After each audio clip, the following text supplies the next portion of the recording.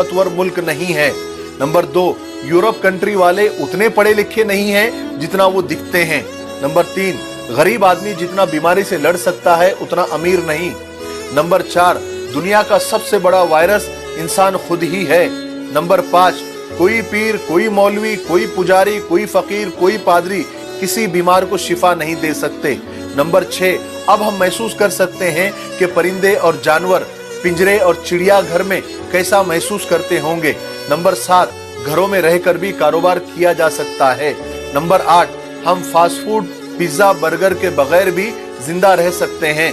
Number 9, हम गाड़ियों के बगैर भी चल सकते हैं। नंबर 10, हमारे पास वक्त बहुत है अगर हम सही इस्तेमाल करें। नंबर 11, आखिरी बात, दुनिया कितनी भी तरक्की कर ले लेकिन कुदरत का मुकाबला नहीं कर सकती।